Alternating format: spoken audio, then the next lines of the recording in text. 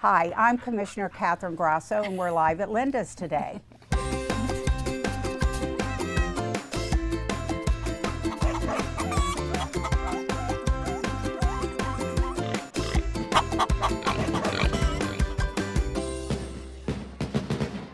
Hi, Commissioner Grasso here, and I'm with Amy and with Hannah from Linda Kelly's Animal Shelter, and we're also here with Jubilee and Mac. Can you tell us a little bit about the shelter? Yeah, so Linda Kelly Animal Shelter is an open admission shelter, which means pretty much that we take anything in. I mean, I don't know how better to describe that. If it's an animal and it's somebody's animal, we take it. I learned from these ladies today one thing that I think is absolutely fantastic. We have a full-time veterinarian on location, so when you get a dog, you know that your dog has been well taken care of. And these dogs, these are pits, and I was afraid of these early on, but I found out from the ladies centuries ago probably, these dogs were babysitting dogs. It's the just nanny dog. Nanny dog. Mm-hmm. And they've gotten a bad reputation, but our youngest son and his family had one until Miss Pearl passed, and it was a fabulous family dog. Mm-hmm. So These two are wonderful. Yes. But they're not from the same house. They're just, Friends. Shelter friends. We're shelter friends. Yeah. That's right. We just made buddies. This is a female, Jubilee, and Mac is a male. He is actually a cancer survivor. So he is What's he doing, babe? neutered, he's up to date on everything, and he's cancer free. And I have to say, you all chip the dogs. Yes. And what else do you do before someone would adopt a dog? So they have core vaccinations, so we make sure they have their rabies vaccine and distemper as well as bordetella.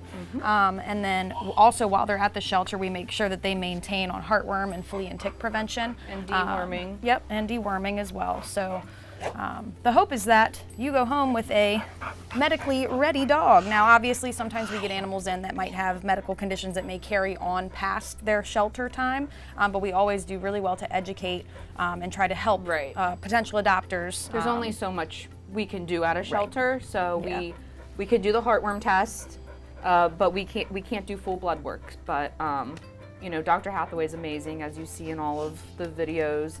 She's got some tricks up her sleeve. I think that's something that's really cool about us too, and about Dr. Hathaway in particular, but as the shelter as a whole, is that we take things on a case-by-case basis as far as like how we handle things medically. So if we think that somebody has more of a medical need, one of the animals, we try to address that need as much as we can, because we aren't trying to put people in a bad position when we give them an animal. We want to try to set everybody up for success. And we have our 501c3, who, if we have the Friends of Linda Kelly Animal Shelter, they raise money, so that way we can send out blood work. And like, we have a cat with hyperthyroidism, and we were able to send out her blood work. So it's case-to-case basis, but they're great. Typically, how many dogs do you have in the shelter, and how many cats and other animals? And what other animals do you have? I've heard you have rabbits, you have chickens. Guinea pigs, Wow. Pigs we've had cows, we've had some reptiles hamster. sometimes. Oh yeah, We get like bearded dragons, snakes. iguana, chameleons. We had a tortoise who was picked up from animal control because he was running at large. Oh, Not wow. sure how much running he was doing.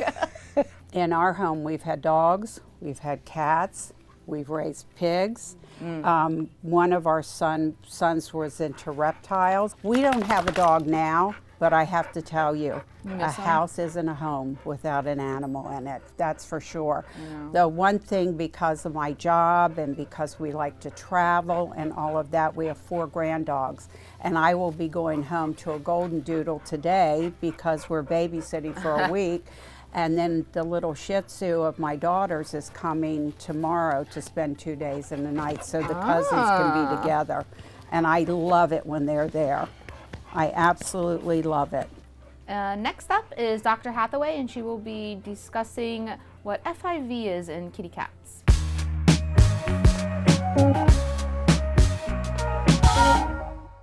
Today is part one of a two-part segment on the feline retroviruses. I'm referring to feline immunodeficiency virus and the feline leukemia virus, otherwise known as FIV and FELV. Today, I'm going to focus on FIV. For frame of reference, FIV in cats has many similarities to HIV in humans. That being said, FIV cannot be spread to humans or any other species besides other cats. FIV can eventually result in feline AIDS and other long-term diseases. However, many cats have a long period where they are asymptomatic. In other words, they are free from clinical signs. Fewer than 20% of cats diagnosed with FIV pass away within the first 5 years of their diagnosis. Many FIV positive cats go on to have a relatively normal feline lifespan. FIV is also far less common than we used to think. Recent studies have found that only 2 to 3% of the cat population even has FIV. Most cases of FIV occur in outdoor, unneutered adult male cats. This is because transmission of the virus is mostly limited to deep, penetrating bites that would be sustained when the cats get into a serious fight. Most of the time, cats that are spayed and neutered do not get into serious fights with each other. The Linda Kelly Animal Shelter tests all adoptable cats for FIV and FELV. Luckily, we can perform this testing in-house in under 15 minutes using only a few drops of blood. Kittens that test positive for FIV when they're under 6 months old should eventually be retested after they reach 6 months of age. This is because antibodies can be passed down from the mother cat and cause a false positive on the test. Most kittens end up testing negative once they're over 6 months old. You may be thinking to yourself, what about an FIV vaccine? FIV vaccines do exist, however, they're generally not recommended. This is because they don't convey a high level of immunity and they cause the cat to test positive on all the commonly used in-house tests. So, what's the take-home message about FIV? The main things to remember are that FIV is relatively rare, it cannot be transmitted to people, and FIV positive cats generally only infect other cats through deep penetrating bites. A cat-friendly FIV positive cat should have no issues spreading FIV to other cats, and most FIV positive cats live healthy, relatively normal lives.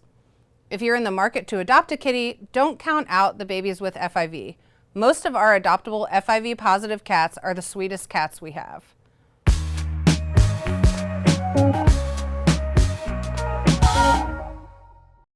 And we're back.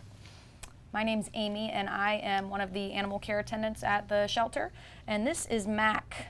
Mr. Mac is about 5 years old, I think, 5, 6. We talked about this a little bit earlier, but he actually had testicular cancer, and he is a cancer survivor. Dr. Hathaway was able to remove that for him, and he is neutered, he's microchipped, he's vaccinated, and he's really ready to get out of the shelter. He almost does a little too well at the shelter. The volunteers love him, we all love him, and these two dogs didn't even come in together. Yeah. And look at him. I mean, Mac is he's the dog we use for dog-on-dog evaluation, part of the evaluation. So like when we do the behavioral evaluations on the dogs, when we have to do the dog-on-dog portion to see if that dog does okay with other dogs, Mac is the dog that we use to see how they'll do with other dogs, because he is so mild-mannered, and he's just kind of matches the other dog's energy. He's just a really good guy. He loves stuffy toys. He loves to run around and throw them in the air. He picked one out the other day when I was walking in. I will brought it to say, his kennel. This guy doesn't know his size because he will just curl up in your lap as if he is a kitty cat. You know, he's just fun. He's really sweet. He would make a wonderful family dog, and he doesn't deserve to live any more time in the shelter. So hopefully somebody can come meet Mr. Mac today, or any day. Just come. Because Mr. Mac would love to get out of the shelter. Hannah again. I'm a vet tech at the Linda Kelly Animal Shelter, and I have brought us Jubilee. Like Amy said, they did not come in together.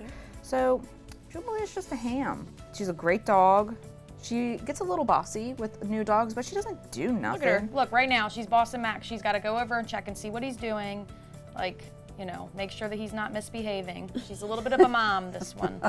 So as always, we would love to have extra volunteers at the shelter. Yes. We have plenty of opportunities for people to help out around the shelter, even if, you know, if dogs and cats aren't their thing. We have guinea pigs and rabbits or other love exotics. to fold laundry? Yes, we have laundry that needs to be folded. We have walls that need to be cleaned. Like, there's just little things that we don't have the time to get to because we're so focused on the animals. That would be extremely helpful for volunteers to help us out so that we can keep the place nice and clean and tidy for the animals and for the public. So we really appreciate any help that people are willing to offer. Kitten season's coming up. It's already here, but you know how that goes. We always need, you know, fosters for bottle babies. We're slowly doing our trap neuter returns, which is very helpful that Dr. Hathaway can do that in such a quick amount of time. How young can the volunteers be? I think they have to be 18. They have to be or 18. older, yeah. Unless you Nice. probably have your parent with you. No. Oh. Nope, No. it's 18 or Okay. older, regardless. But there are other things that, like you couldn't touch the dog or the animals at under 18, but you could make fun things for them, like fill Kongs with peanut butter. We have a Girl Scout troop that will sometimes make different cat toys for the shelter and things like that. So there are opportunities even for underage folks to help out as well. So please reach out to us if you have any questions. We would be more than happy to talk to you guys about it. Well, and I also understand that you all welcome people to come in and cuddle with the dogs, cuddle with the cats. As a So that's part of the volunteer, volunteer As a program. volunteer. Yep. So you do have to be signed up as a volunteer, Okay. just because you do have to go through a training process. Okay. And where is the training process? So they do the given? training right at the shelter. Okay. Yep. So I think depending on how many people sign up, they'll do it. They'll do it on Saturdays as people sign up. And how long a program is it? How many hours? It's just a You couple do hours whatever on you a want. Saturday. Couple of hours. Yeah. So it's just a Or couple even the hours. weekday. Well, no, I'm saying the Oh, training. the training? So Yeah. the training's just a couple hours on a Saturday. I think the minimum requirement for volunteering is that you have to do 7 hours a month.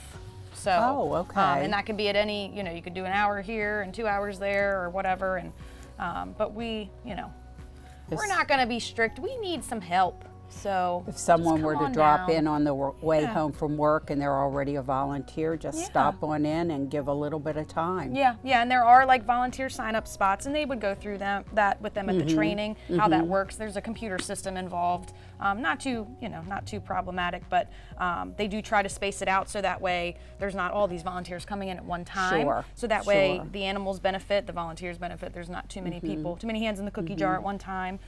So Jamie Hash is our volunteer and rescue coordinator at the shelter, and she does a really good job.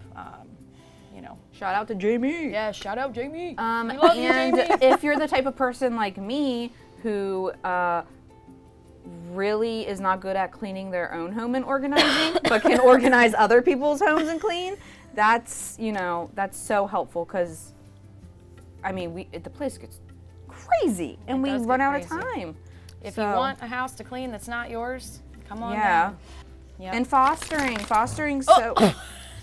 so fun. Amy's doing it. It is fun. It's great. It's so rewarding. It's really nice to, because some animals just have a hard time in the shelter because it's a stressful environment. So it's nice if you can give them more of a home, like a real home environment. And then you also are able, as a foster, you can report back to the shelter and say, hey, this is what I've learned about Mac. Say I took Mac Right. home. I learned that he is really good in a fenced-in yard, or he did really good with my cats, or, so it's really, because some of these animals, they come in as strays. We don't know a lot about them. Right. So when you get to take them home into a home environment and foster them, not only are you giving them a break from the shelter, but you're also learning so much about them that will help us get them adopted. What is So the foster commitment? Is it 30 days? I honestly don't think that there's a minimum on that. I think Okay. that, whatever people are willing to do, obviously there's paperwork involved. Sure. But I think that I think it is kind of circumstantial too, based on the Okay. animal and things like that. But And like you say, these dogs are trained within the shelter, but that's a good reason for them to be fostered out. You can report back. They're house trained. Right, so That's we a don't- big plus. yeah, because there's some animals, and I will say a personal, experience I had is I fostered a dog, and she was not showing any signs of potty training in the shelter at all. And I took that dog So home, and because anxious, of the just spinning in her the kennel. stress, and just taking that stressful environment away and putting her in a home, she didn't have an accident in my house. And because of that, we were able to tell people she does really good in a home environment. She's potty trained, because that is one of the biggest things that people will push people away. If you tell them we are not sure that this dog is potty trained, or they are messy in their cage, people are like, nope. So, which is understandable. Nobody wants a dog or a cat peeing and pooping all over their house. So, to be able to give that positive feedback and, you know, Yeah, that's and really although our helpful. shelter does look, you know, marvelous, it's still Marvelous. stressful. So it's not, you know, like a boarding facility. It's still an animal shelter where we try our best, but like Amy said, it should not be a permanent stay for any animal. Bottom line is they deserve better. Yeah, that's true too. They deserve do. better. It's more of like an orphanage. Oh, yes. Okay, well, that's just really sad. Well, Yeah, but it is. It It is. is. Yeah, definitely. You know, it's so funny. They become so much a part of your life, so much a part of your family. And I've noticed with the 2 grand dogs that we get particularly often, my gosh, it's like they're human. If I say Maurice is here, which is our daughter, Louis goes nuts, goes absolutely nuts. And Patches has been there for a few days and will be there for a week. But that dog knows every move I make, what that means. If I go towards the front door, she's stopping by her leash because she knows we're going to take a walk. And last night she was in her bed and we were watching the news and she's going,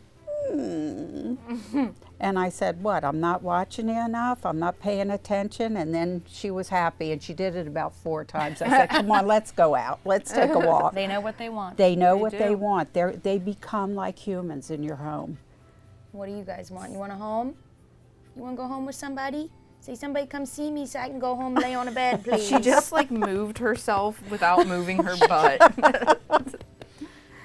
If you want to check out what's in our shelter, our website is always up to date with the available animals, and that website is calvertcountyanimalshelter.com. Check us out. We do not do holds, so it's first come, first serve. So if you see something you like, get over here. Get your butt in here. That's right. Give us a call. You know, if you have any questions about a particular animal, we will try to give you as much information as we can. But yeah, we're open Tuesday through Saturdays from 10 to 4 for meet and greets and, you know, whatever else. So come on down, come see us. Thank you guys. Come see us. You won't regret it. Thank you so much. I agree with that. Peace out. Thanks for watching Live at Linda's. We'll see you guys next time.